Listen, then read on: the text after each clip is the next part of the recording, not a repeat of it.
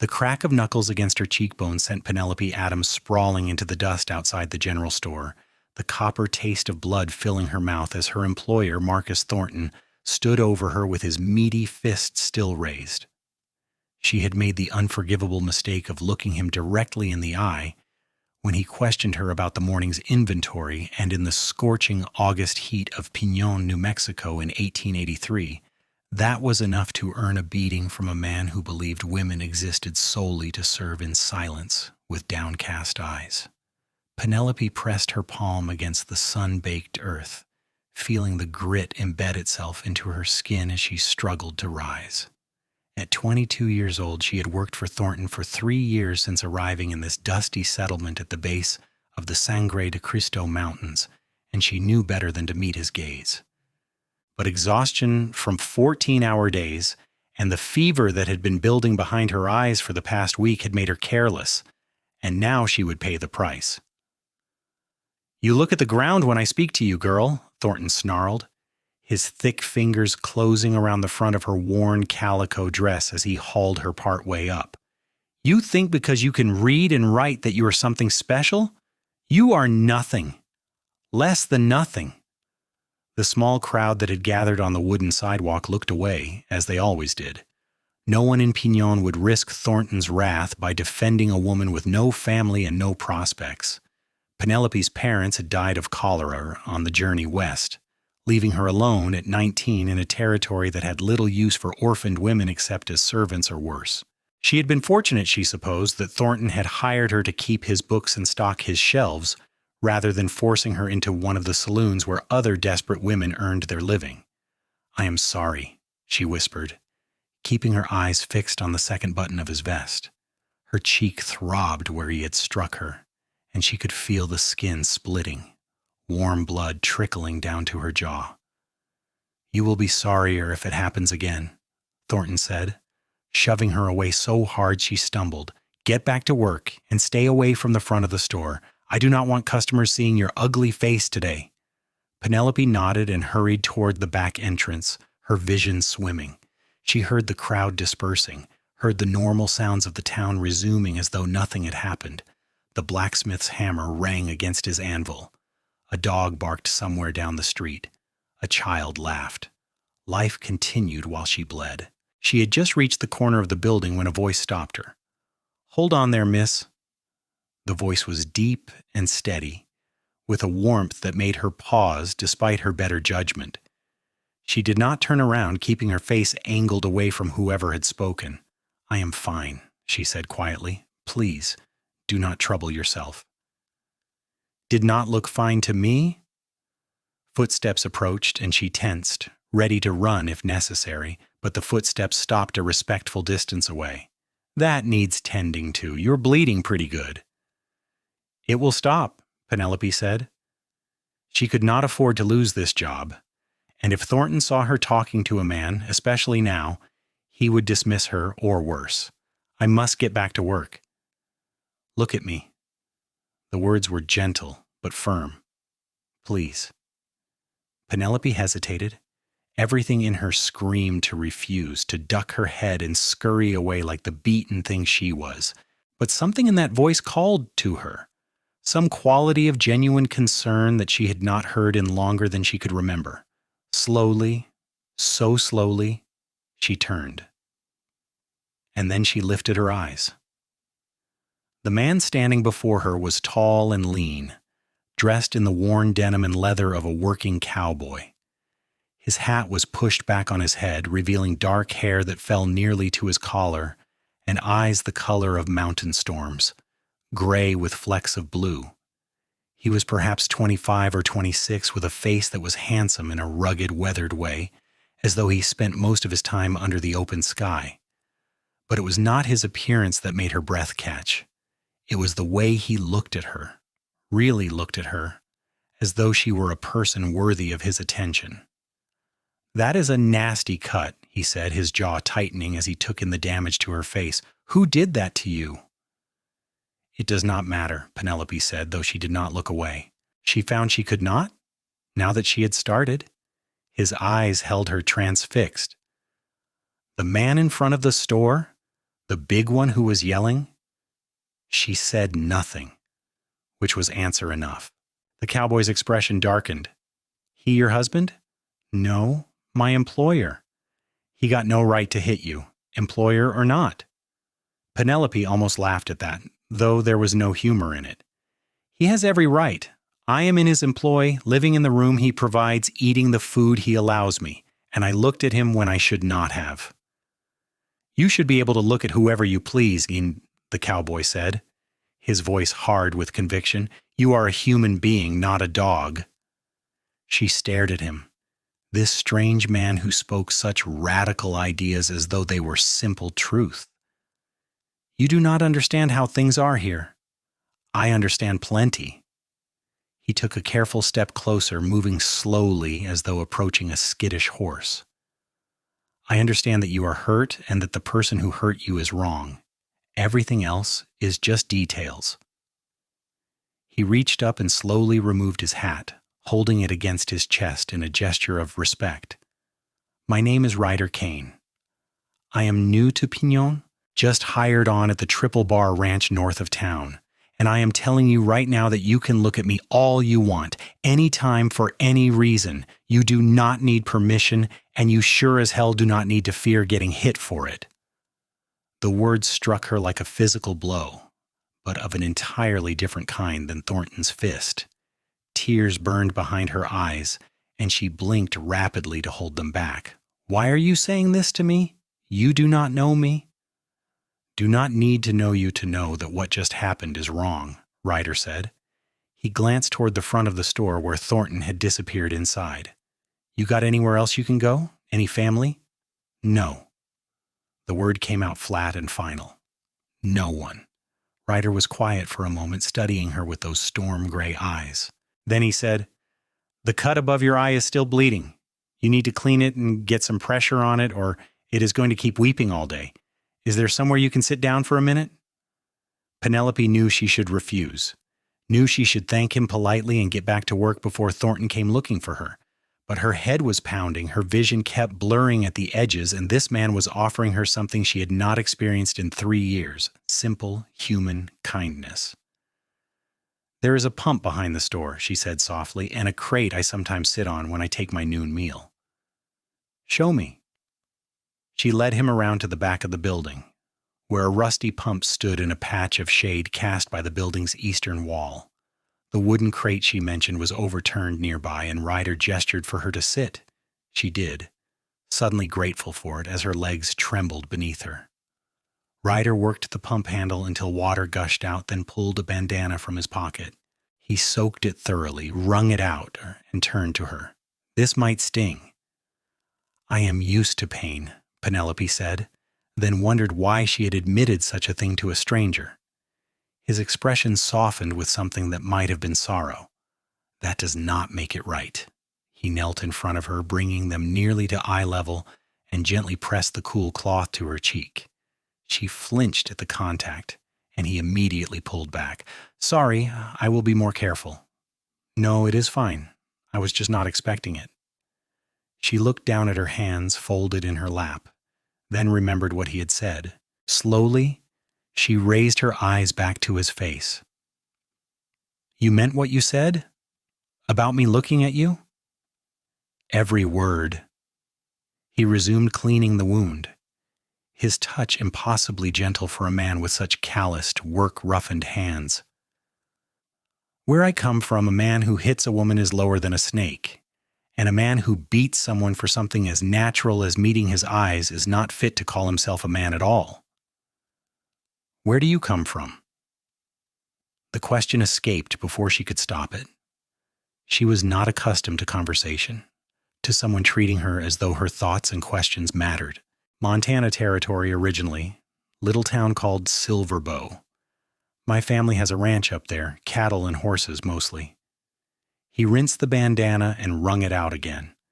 I am the youngest of 4 boys, so there was not much need for me at home once my brothers and I were all grown.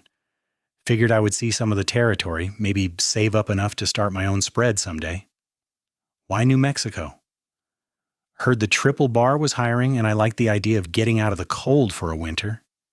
He smiled slightly, and it transformed his face, making him look younger and softer despite the hard planes of his features. Though I did not fully think through how hot the summers would be, this heat is different from what we get up north. It is brutal in August, Penelope agreed, but the winters are milder, at least in the valley. Up in the mountains it still snows, but here in town it is mostly just cold and dry. They fell into silence as Ryder finished cleaning her face. The cut above her eyebrow had stopped bleeding, and though her cheek was swollen and tender, she knew from experience that it would fade in a few days. It could have been worse. Thornton could have used his belt, or one of the wooden canes he kept near the front counter. There, Ryder said finally, sitting back on his heels. That is about as good as I can get it without proper supplies. You should put something on it tonight, some kind of salve if you have it. I have a little money saved, Penelope said. I can buy something from the apothecary. Your boss will let you spend your own money on medicine after he was the one who hurt you? The incredulous anger in his voice made her look up sharply. It is my money. I can spend it how I wish. That is not what I meant. Ryder ran a hand through his hair, clearly frustrated, though not with her. It is just wrong, that is all. He should be the one paying for it, or better yet, someone should be making him answer for what he did. There is no law against an employer disciplining his workers, Penelope said tiredly. Even if there were, the sheriff and Thornton play cards every Saturday night, nothing would come of it. Ryder looked at her for a long moment, and she saw the anger in his eyes shift into something else, something that looked almost like determination. How much does he pay you, if you do not mind my asking? $3 a week, plus room and board. It was a pittance, she knew, but it was more than she would get in most places. What are your hours? 6 in the morning until 8 at night, every day except Sunday when we close at 6. That is 14 hours a day, 6 days a week, plus 8 on Sundays. Ryder's voice was flat with barely controlled fury. 90 hours a week for $3. That's about 3 cents an hour. I have a place to sleep and food to eat, Penelope said, though she heard the defensiveness in her own voice. That counts for something. Sure it does, but it does not give him the right to treat you like property. Ryder stood, offering her his hand. Come on, let me walk you back around front. I cannot go to the front, she said quickly. He told me to stay in the back today, because of my face. Ryder's jaw clenched so hard she could see the muscle jumping beneath his skin. Then I will walk you to whatever door you use. She wanted to refuse, wanted to tell him that he had done enough and that he should leave before Thornton saw them together. But she was so tired, and her head hurt, and it had been so long since anyone had shown her even basic human decency. So she took his hand and let him pull her to her feet. His hand was warm and strong, the calluses on his palm speaking of years of hard work with rope and leather. He held her hand a moment longer than necessary, his thumb brushing across her knuckles in a gesture that might have been unconscious or might have been deliberate. I will be around Pignon most days, he said. The Triple Bar sends us into town regular for supplies and such. If you ever need anything at all, you come find me, or leave word at the livery stable. I board my horse there, and the owner is a decent man named Tom Watkins. He will get a message to me. Why would you help me? Penelope asked, searching his face for some ulterior motive and finding none. You do not know me. I am nothing to you. You are a person who deserves to be treated with respect, Ryder said simply. That is reason enough. He released her hand slowly, as though reluctant to break the contact. I mean what I said, Penelope. You can look at me all you want, and if anyone has a problem with that, they will have to answer to me. She realized she had never told him her name. How did you know? Heard that man yelling it before he hit you. Ryder's expression went dark again. Hard to forget, under the circumstances. Penelope nodded, her throat tight with emotions she could not name. Thank you, Mr. Kane, for your kindness. Ryder, please. He settled his hat back on his head, tugging the brim down to shade his eyes. And you do not need to thank me for basic decency. That should be the standard, not the exception. He walked her to the back door of the store, and she slipped inside before Thornton could see her talking to him. But she paused just inside the doorway, hidden in shadow, and watched through a crack in the boards as Ryder strode around to the front of the building. She heard raised voices, Thornton's bluster and Ryder's steady, hard responses, but she could not make out the words.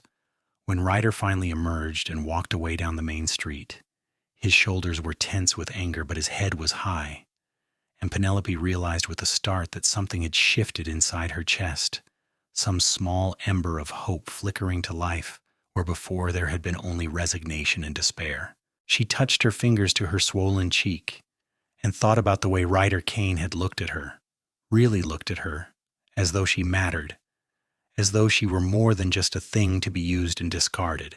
And for the first time in 3 years, Penelope Adams allowed herself to imagine that maybe, just maybe, there was a different kind of life possible for her than the one she had been living. The rest of that day passed in a haze of pain and exhaustion.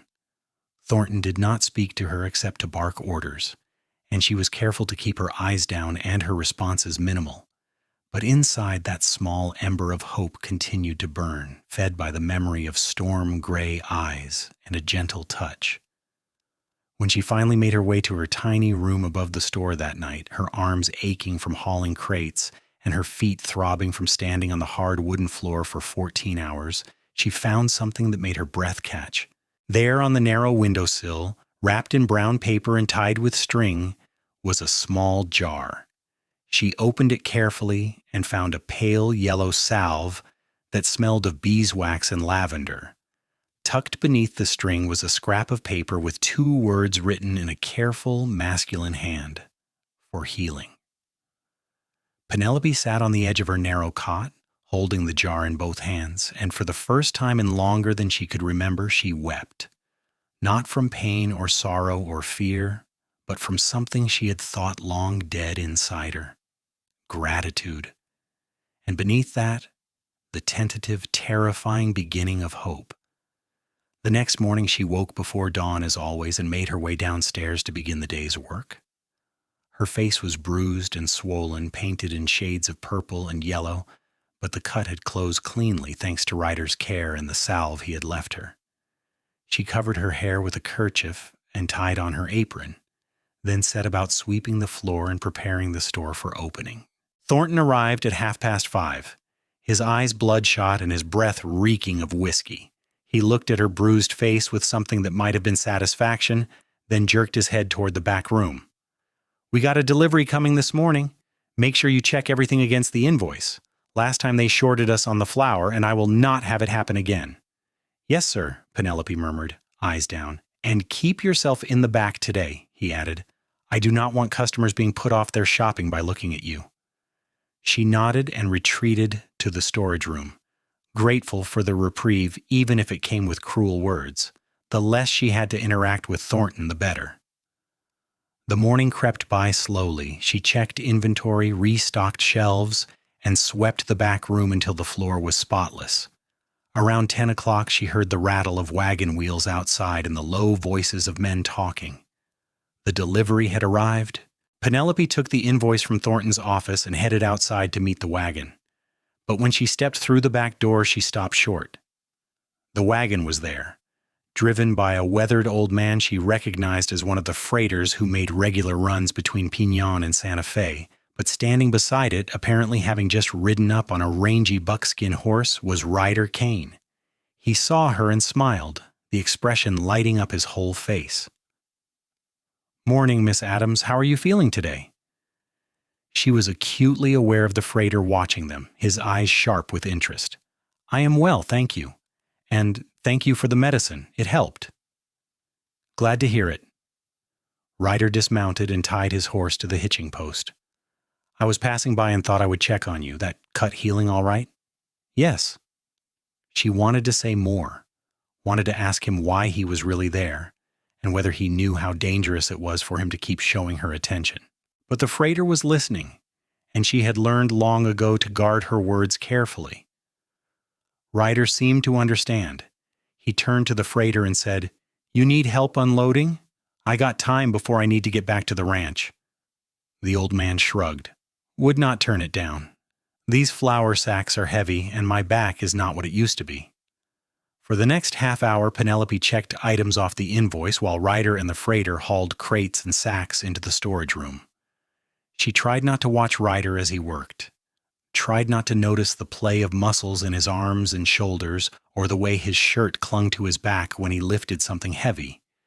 But she found her eyes drawn to him again and again, and more than once she caught him looking back at her with an expression she could not quite read. When the wagon was finally empty and the freighter had collected his receipt and departed, Ryder lingered. He walked over to where Penelope stood in the shade of the building, checking the last few items on her list. "How is Thornton treating you?" he asked quietly. "The same as always," she said, not looking up from her paper. "He wants me to stay out of sight until the bruises fade." "Ashamed of what he did, maybe?" "No, just does not want to lose business." Ryder was quiet for a moment. Then he said, "I talked to Tom Watkins at the livery yesterday, the man I mentioned. He says his wife could use some help with washing and mending couple hours a week. It does not pay much, maybe 50 cents for an afternoon's work, but it would be yours. Your own money that Thornton does not know about."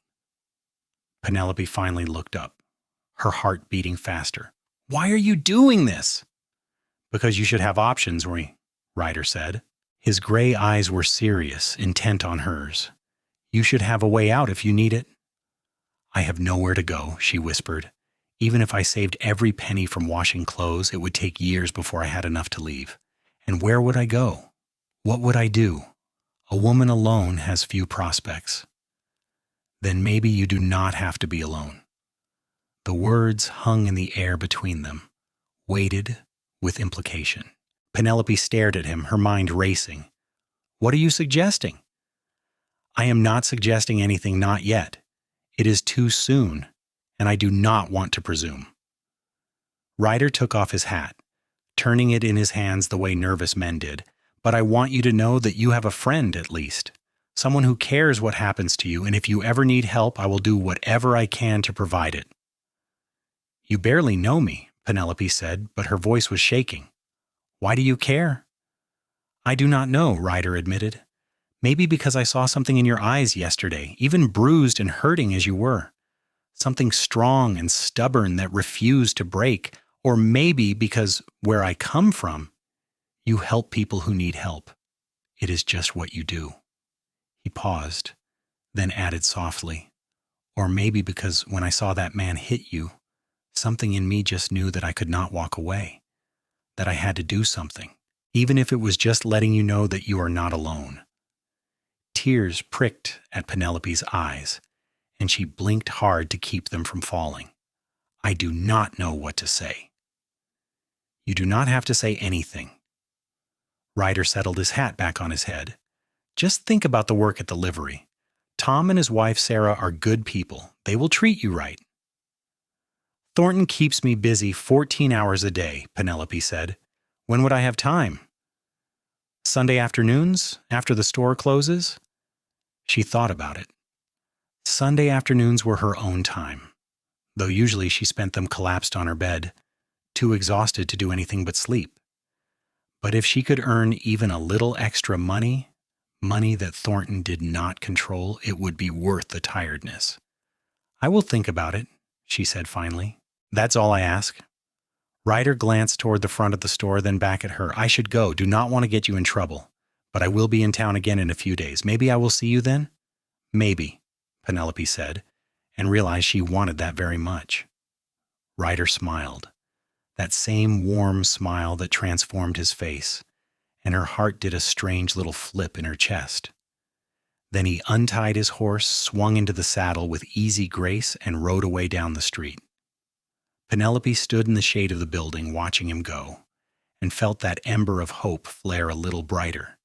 She pressed her hand against her chest over her heart and allowed herself a small smile. The next few days passed slowly. Thornton's temper was worse than usual, possibly because Ryder had confronted him, and he took every opportunity to belittle and berate Penelope. But she found that his words did not cut as deeply as they once had. She had a secret now, a small flame of defiance that Thornton could not touch. She had a friend, someone who cared. On Sunday afternoon after the store closed, Penelope changed into her least worn dress and made her way to the livery stable at the edge of town. Her heart pounded with nervousness as she approached. But when Tom Watkins saw her coming, his weathered face broke into a friendly smile. "You must be Miss Adams," he said, wiping his hands on his leather apron. "Ryder said you might stop by. Come on around back and I will introduce you to Sarah." Sarah Watkins turned out to be a plump, cheerful woman in her early 40s with laughing eyes and work-reddened hands. She took one look at the fading bruises on Penelope's face and pulled her into a gentle hug. "Oh, you poor dear," she said, her voice thick with sympathy. "Ryder told us about what happened, that Thornton is a wicked man, truly wicked." Penelope stiffened slightly, unused to such open displays of affection, but Sarah's warmth was impossible to resist. Slowly, she relaxed into the embrace. "I am fine," she said when Sarah finally released her. "It looks worse than it is." "It looks terrible, which means it must have felt even worse," Sarah said firmly. "But never you mind that now. Let me show you what needs doing." The work was simple enough. Washing and mending clothes for several of the ranch hands who boarded their horses at the livery, Sarah provided the soap and washboard, and Penelope set to work with a will. The physical labor was familiar and almost soothing, and Sarah kept up a steady stream of cheerful conversation that required little response. After 2 hours, Sarah pressed 2 quarters into Penelope's hand and insisted she take a plate of cornbread and beans home with her. "You are too thin," Sarah declared. "That man does not feed you enough, I can tell. You come back next Sunday and I will have more work for you. Maybe some ironing too, if you're willing." "I am willing," Penelope said, clutching the coins tightly. 50 cents was not much, but it was hers, earned by her own hands, and Thornton had no claim to it. "Thank you, Mrs. Watkins."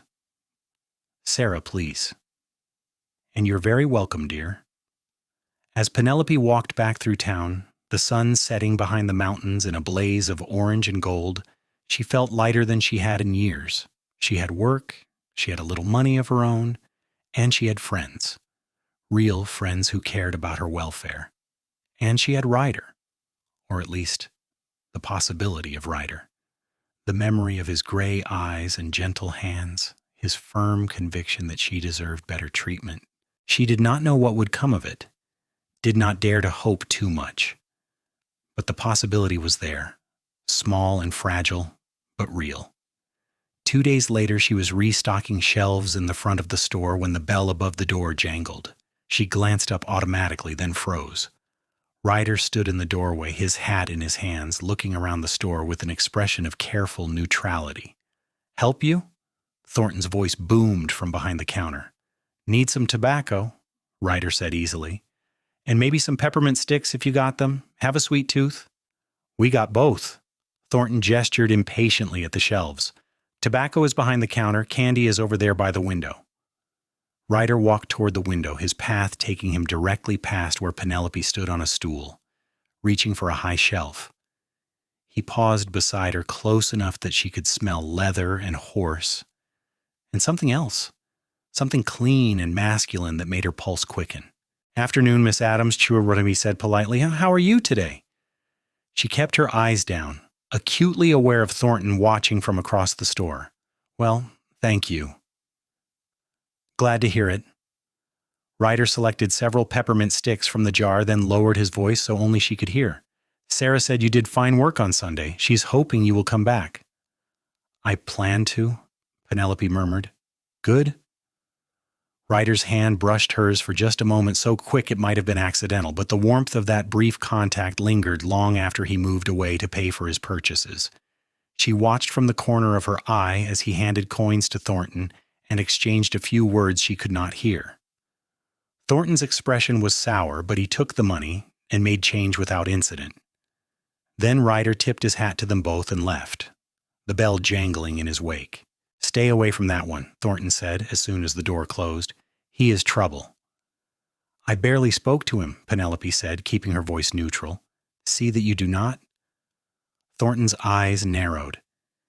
He was asking questions about you the other day, about your hours and your wages, like it is any of his business. I do not like it." Penelope said nothing, returning her attention to the shelves, but inside her heart was singing.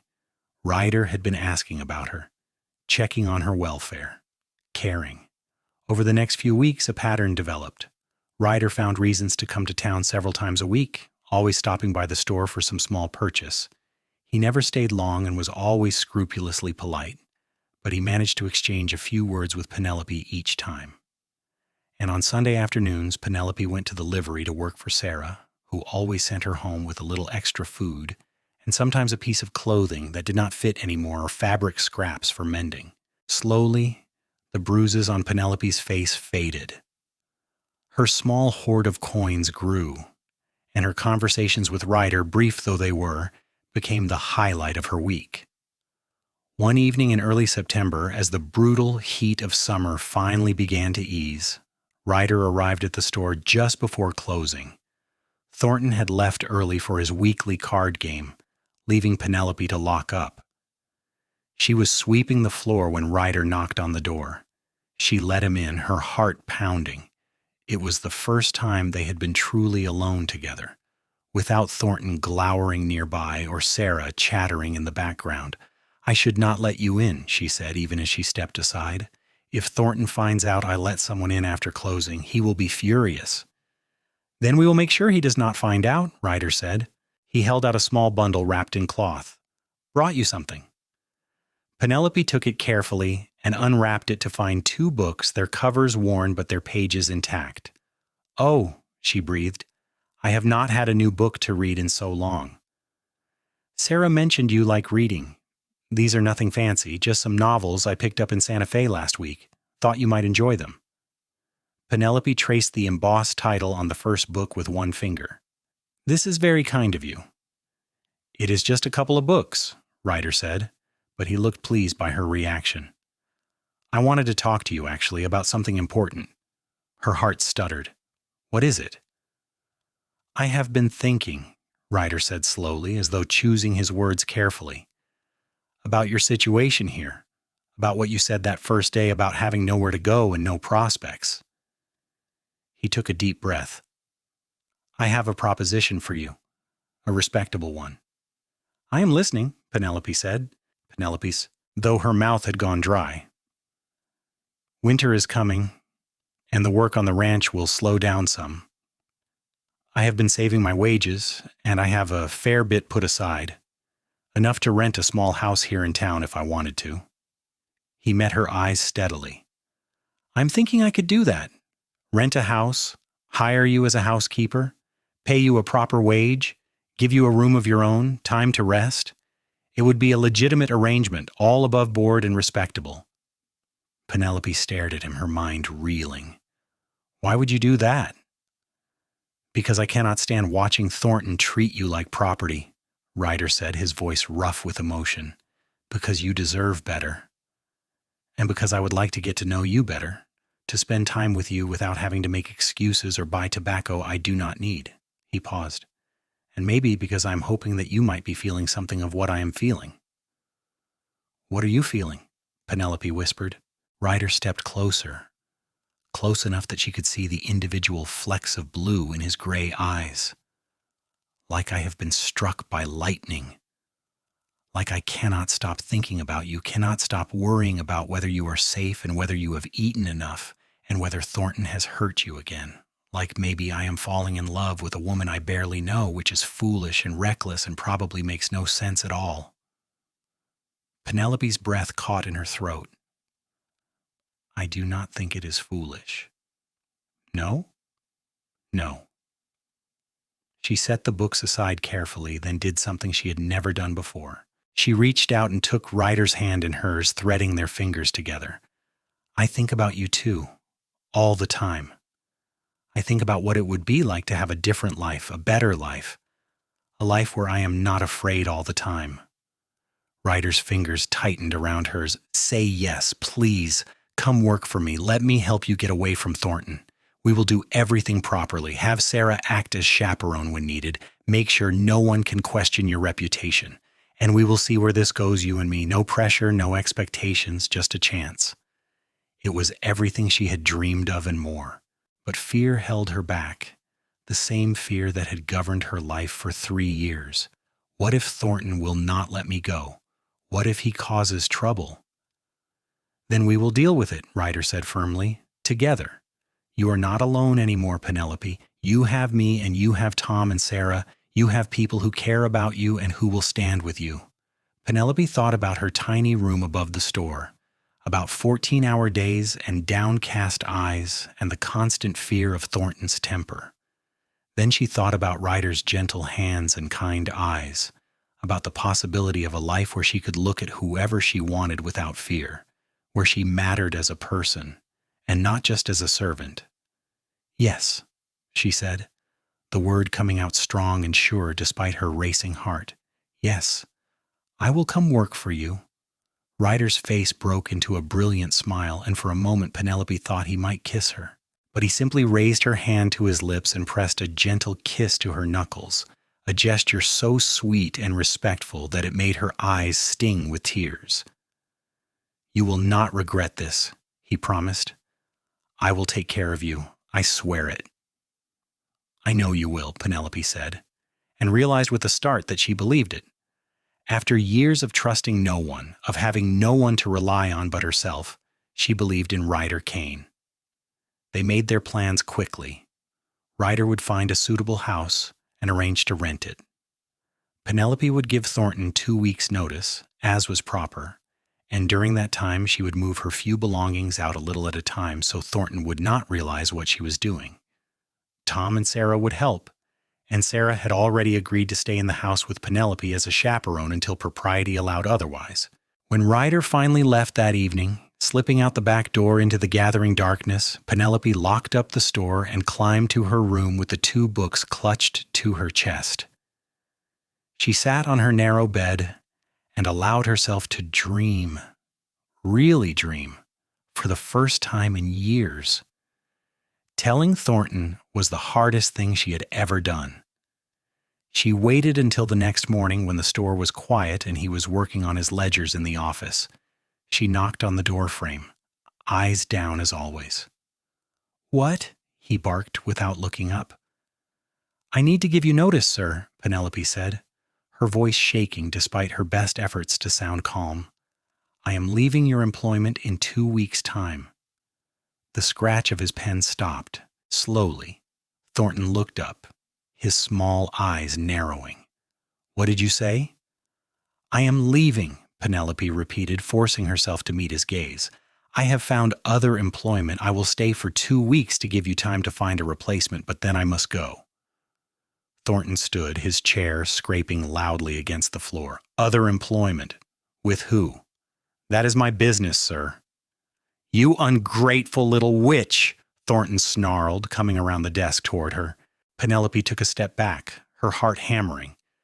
After everything I have done for you, given you a job when no one else would, given you a room and food, and this is how you repay me? I have worked hard for you for 3 years, Penelope said, lifting her chin. I have earned my keep. You have earned nothing but what I chose to give you. Thornton's face was red with rage. Who is it?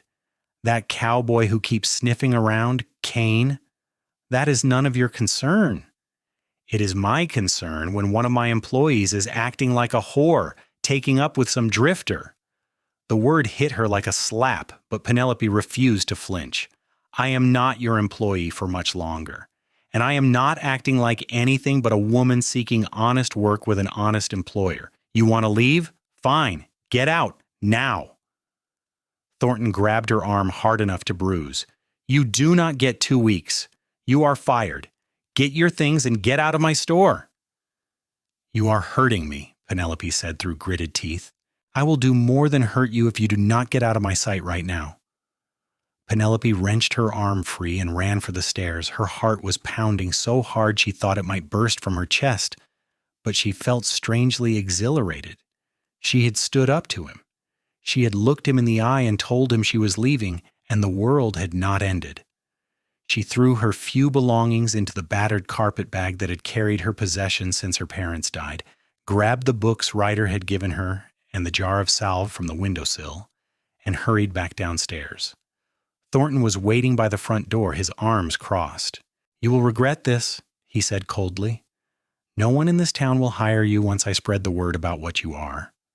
"Spread whatever word you like," Penelope said, surprised by the steadiness of her own voice. "I know what I am, and so do the people who matter." She walked past him out the door and into the bright September morning, her bag clutched in one hand. She did not look back. The livery stable was only 2 blocks away, but it felt like miles. By the time Penelope arrived, she was shaking so hard she could barely stand. Sarah took one look at her face and pulled her into the office, sitting her down on a stool and pressing a cup of water into her hands. "What happened, dear?" "I told Thornton I was leaving," Penelope said, her teeth chattering despite the warmth of the day. "He fired me on the spot and threw me out." "That horrible man," Sarah said, her face flushing with anger. "Well, you are well rid of him. You can stay with Tom and me until Ryder gets the house sorted out." "I cannot impose on you like that." "Nonsense. We have plenty of room, and you will work for your keep if it makes you feel better." Sarah patted her shoulder. "You are safe now, Penelope. That is what matters." Ryder rode into town later that afternoon and came directly to the livery when Tom sent word. When he saw Penelope sitting in the office, her belongings piled beside her, his expression went dark with worry. "What happened?" "I gave notice," Penelope said. "Thornton did not take it well." Ryder's hands clenched into fists. "Did he hurt you?" "Grabbed my arm, but nothing more. He just threw me out." "Good riddance," Ryder said. "I was not expecting it to happen so fast, though. I have not found a house yet." "She is staying with us until you do," Sarah said firmly. "And you are welcome to take your meals here too, Ryder. No point in paying for food at the boarding house when I have plenty to share." So began a strange, transitional period in Penelope's life.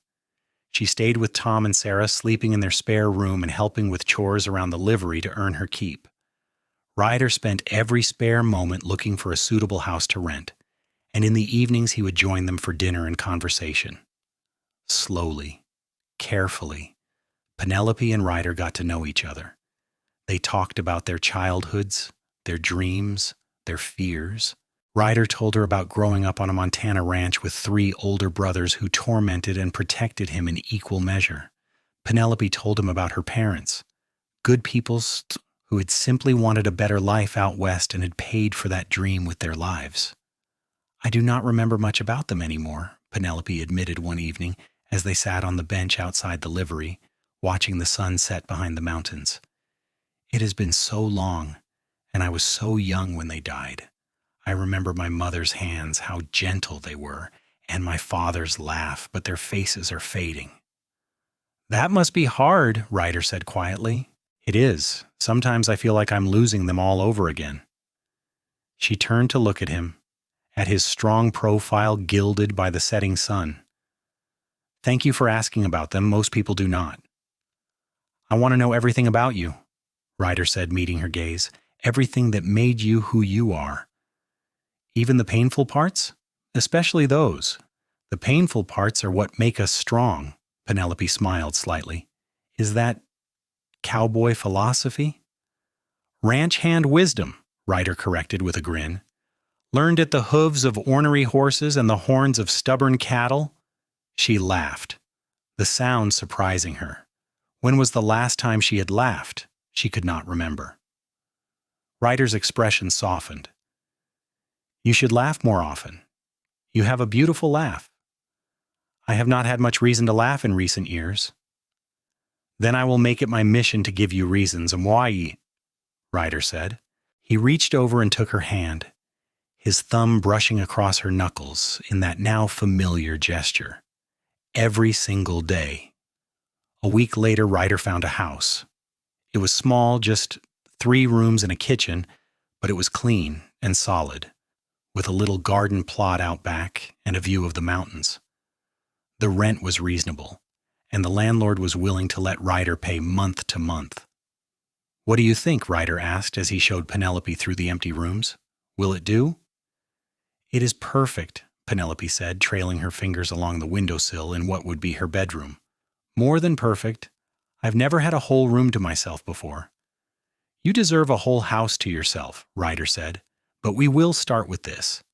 They spent the next few days furnishing the house with help from Tom and Sarah. Ryder bought 2 beds, a table, chairs, a stove, and various other necessities. Sarah contributed curtains and bedding and dishes. Other people in town, hearing about the arrangement and approving of Ryder's respectability, donated what they could spare. By the time they were finished, the little house was cozy and welcoming. Penelope and Sarah would share the larger bedroom, while Ryder would sleep in the smaller one. The kitchen was well stocked, and there was even a rocking chair by the fireplace in the main room. Home, Penelope whispered, standing in the middle of the main room and turning slowly to take it all in. It feels like a home. That is because it is one, Ryder said.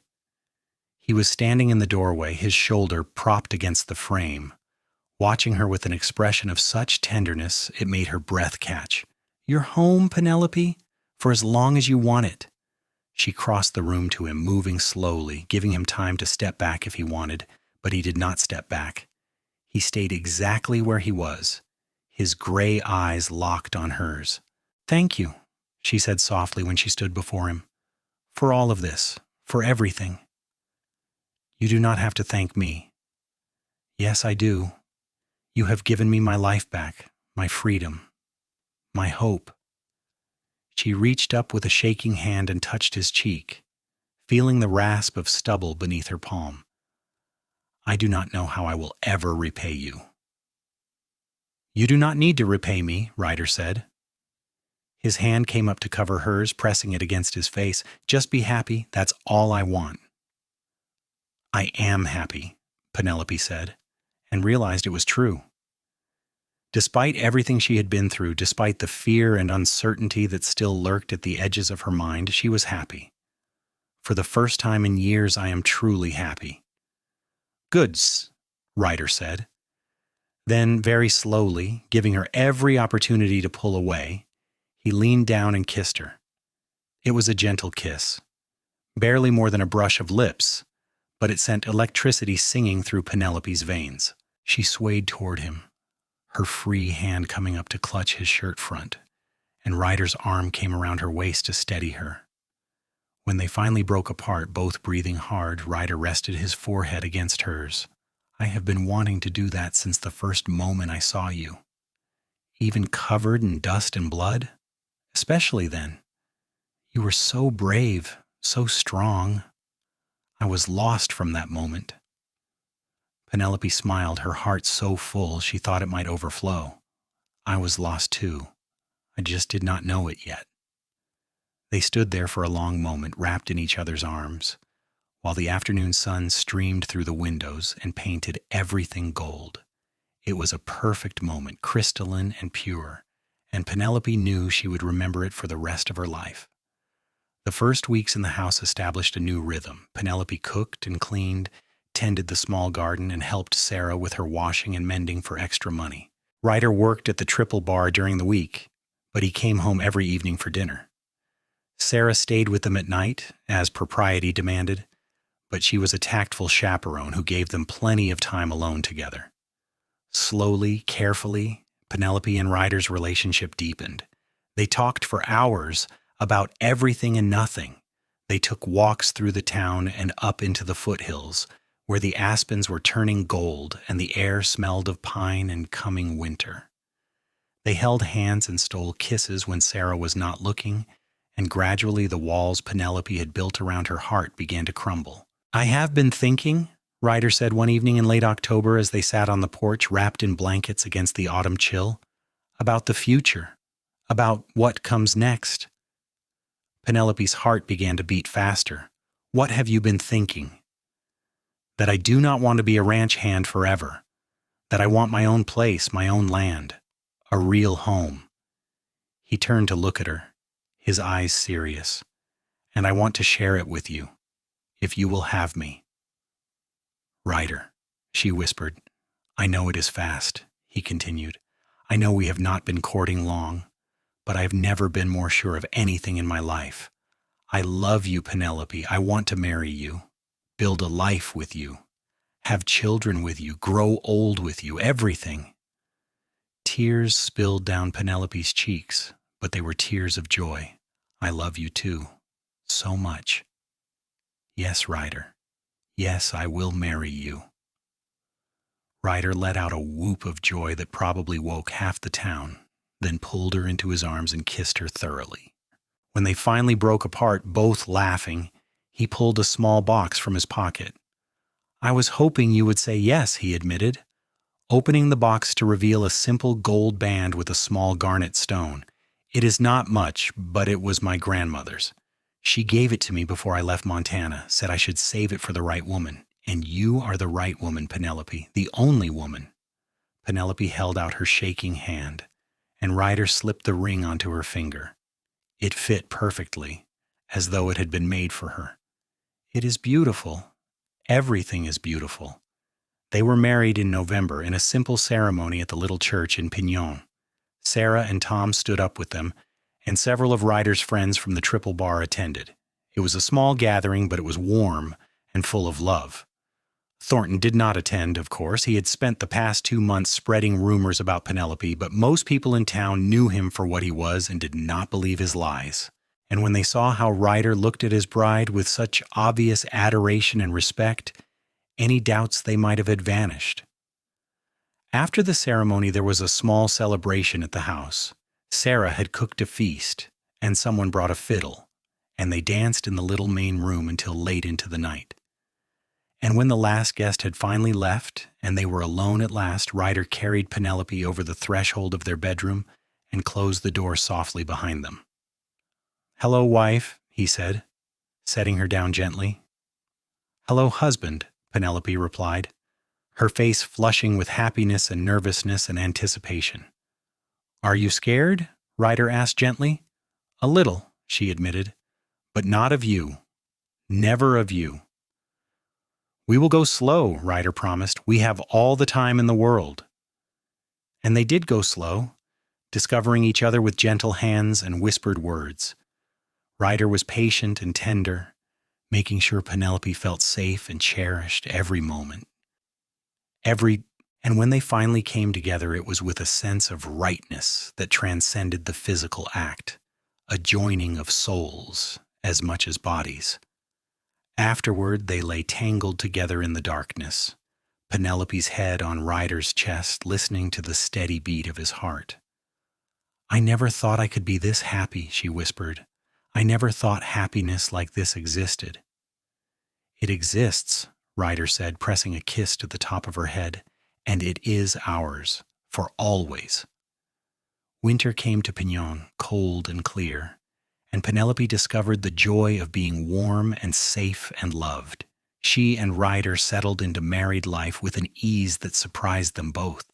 They worked together, planned together, dreamed together. And in the spring, when the snows melted and the wildflowers bloomed in the meadows, Penelope discovered she was with child. "Are you happy?"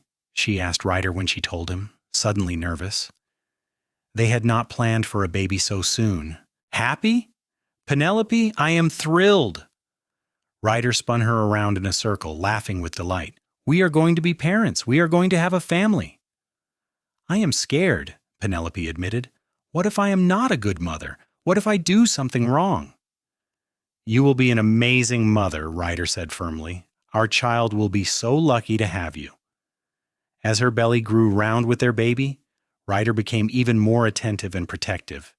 He fussed over her, making sure she did not lift anything heavy or work too hard. He rubbed her aching feet in the evenings and brought her little treats from town, and he talked to their unborn child every night. His lips pressed against her stomach, telling stories and singing off key lullabies. "You're going to spoil this baby rotten," Penelope said one evening, laughing as Ryder serenaded her belly. "That is my prerogative as a father," Ryder said with mock dignity. "Besides, I have to make up for all the years when you did not have anyone to spoil you." In September, exactly 1 year after she had walked out of Thornton's store with nothing but a battered carpet bag, Penelope gave birth to a healthy baby boy. They named him James, after Ryder's father, and he had his mother's dark hair and his father's gray eyes. Ryder wept when he first held his son, great gasping sobs of joy and wonder. "He is perfect. Penelope, he is perfect." "He is," she agreed, exhausted and euphoric, and so full of love she thought she might burst. "Our perfect boy." James was a happy baby, quick to smile and easy to soothe. Penelope discovered that motherhood came naturally to her, and she poured all the love she had been denied for so many years into her son. Ryder was a devoted father, coming home from the ranch every evening to play with his son and give Penelope a break. When James was 6 months old, Ryder came home with news. "The owner of the Triple Bar is retiring," he said, his eyes bright with excitement. "He is selling off parcels of his land, and I have saved enough to buy a section. 200 acres, Penelope, enough to start our own ranch." "Oh, Ryder," Penelope breathed, "that is wonderful." "It will be hard work," Ryder warned. "We will have to build everything from scratch, but it will be ours. Our land, our home, our future." "Then we will do it," Penelope said firmly, "together." They spent that winter planning and saving. In the spring, they bought the land and began building. Ryder worked from dawn to dusk, and Penelope helped as much as she could while caring for James. Slowly, a house took shape, bigger than the one in town, with a wide porch and views of the mountains. They built a barn and corrals, and Ryder bought a small herd of cattle and a few horses. It was backbreaking work, but it was theirs, and that made all the difference. By the time James was 2, the ranch was starting to thrive. They called it the Star K, and they were proud of every fence post and every head of cattle. 2 years later, Penelope gave birth to a daughter. They named her Clara, and she had her father's stubborn chin and her mother's quick smile. James adored his little sister, following her around and trying to help care for her. Life on the ranch was busy and full. There were animals to tend, crops to plant, children to raise, but it was also full of love and laughter. Ryder remained as devoted and loving as ever, still looking at Penelope the way he had that first day, as though she were something precious and valuable. "And do you ever regret it?" Penelope asked him one evening as they sat on the porch, watching James and Clara play in the yard. "Taking a chance on a broken woman you barely knew?" "You were never broken," Ryder said firmly. "Bruised, maybe, bent, but never broken. And even if you had been, I would not regret a single moment. You are the best thing that ever happened to me, Penelope Kane. You and our children. You are my whole world." Penelope leaned her head on his shoulder, her heart full. "You saved me, you know, that day outside the store. You saved my life." "We saved each other," Ryder corrected. "I was just drifting before I met you, no real purpose or direction. You gave me something to work for, something to build, a reason to put down roots." They sat in comfortable silence, watching their children chase fireflies as the sun set behind the mountains. It was a perfect moment, one of thousands they would share over the years to come. As the children grew, the ranch grew with them. Ryder hired a few hands to help with the work, and Penelope proved to have a head for numbers, managing the accounts and making sure they always stayed ahead of their debts. James grew into a serious, hard-working boy who loved the ranch and the animals.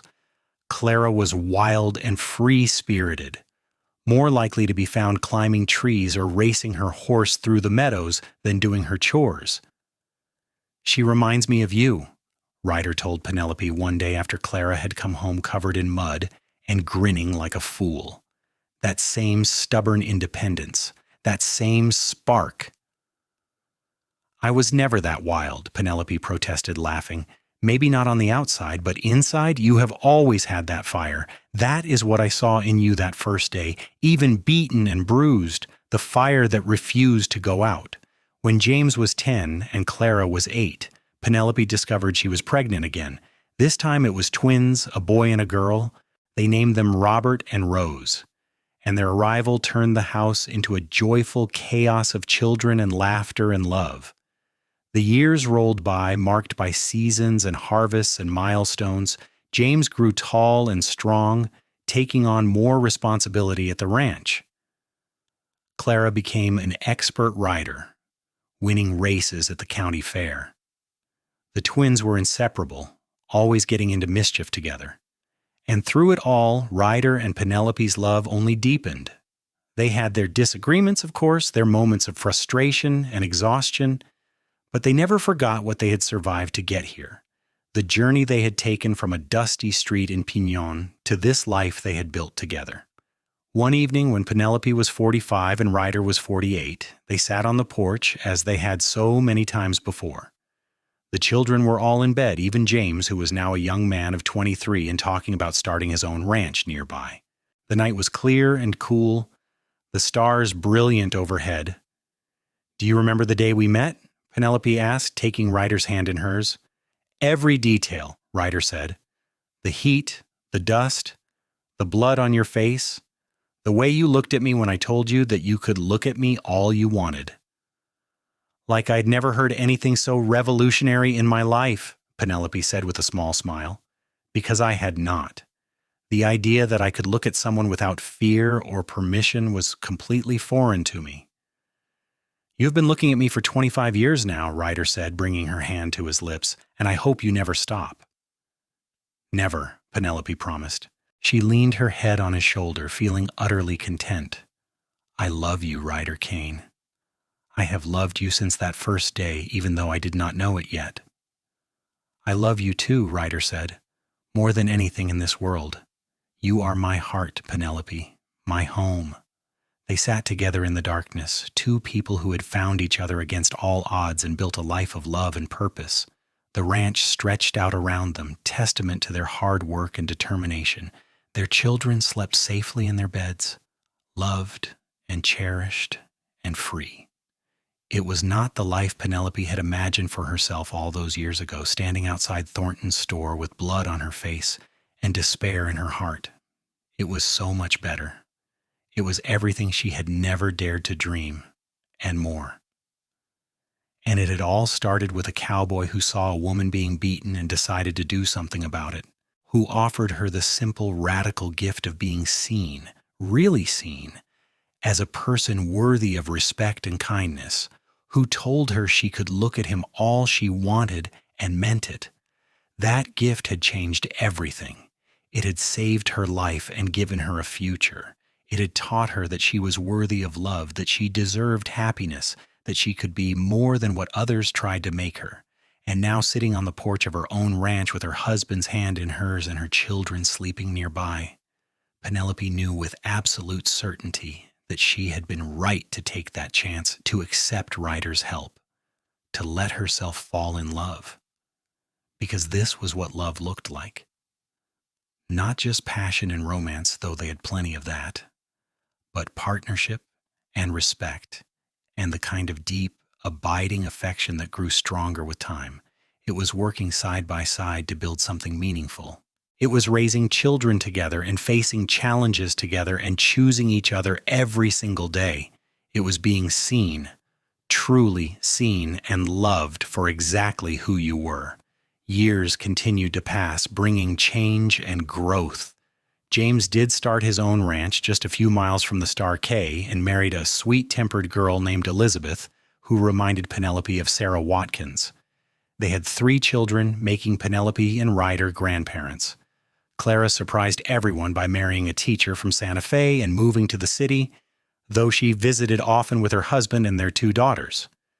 The twins, Robert and Rose, stayed on the Star K, helping to run the ranch that had grown into one of the most successful operations in the territory. Tom and Sarah Watkins remained dear friends until they passed away within months of each other in their 80s. Penelope and Ryder mourned them deeply, grateful for the role they had played in bringing them together and supporting them in those early, uncertain days. Thornton died of a stroke in his store, alone and unmourned. When Penelope heard the news, she felt nothing but a distant sadness for the bitter, cruel man he had been. But mostly she felt grateful that she had escaped, that she had found the courage to leave, and the grace to accept help when it was offered. When Penelope turned 60, Ryder threw her a party at the ranch. All their children and grandchildren came, along with what seemed like half the territory. There was music and dancing and so much food that the tables groaned under the weight of it all. As Penelope stood on the porch, watching her family celebrate, Ryder came up behind her and wrapped his arms around her waist. "Happy birthday, my love." "Thank you for this," Penelope said, leaning back against his chest. "For all of it. It is the least I could do for the woman who gave me everything." Penelope turned in his arms, looking up at his face. It was lined with age now, his dark hair more silver than brown, but his gray eyes still held that same warmth and kindness that had drawn her to him all those years ago. "Do you ever wonder what your life would have been like if you had not stopped that day?" she asked. "If you had just ridden past and let Thornton hit me?" "I wonder sometimes," Ryder admitted, "but I cannot imagine it. Cannot imagine my life without you, without our children, without all of this. I think maybe I was meant to be there that day, meant to see you and help you, meant to fall in love with you." "I think so too," Penelope said. She reached up and cupped his cheek, feeling the familiar rasp of stubble. "Thank you for seeing me, Ryder. For really seeing me. For telling me I could look at you all I wanted." "You can still look at me all you want," Ryder said with a grin. "That offer is good for life." "Good," Penelope said, "because I'm not nearly done looking at you yet." He kissed her then, a sweet, lingering kiss that made their grandchildren giggle and their children smile. And when they broke apart, both laughing, they rejoined the party, surrounded by the family they had created and the life they had built together. Penelope lived to be 83 years old, and Ryder was 86 when he passed, just 2 months after her. They died as they had lived together, leaving behind 4 children, 12 grandchildren, and more great-grandchildren than anyone could keep track of. They left behind a successful ranch that continued to thrive under Robert's management. They left behind a legacy of love and kindness and hard work. But most importantly, they left behind the story of 2 people who found each other in the hardest of circumstances and chose love over fear, hope over despair, freedom over oppression. A story of a woman who learned she was worthy of respect and a man who never doubted it. A story that began with a beating and ended with a lifetime of happiness. Because sometimes all it takes to change a life is one person who sees you, really sees you, and says, "Look at me all you want." And sometimes, if you are very lucky, that person loves you back, and together you build something beautiful that lasts forever.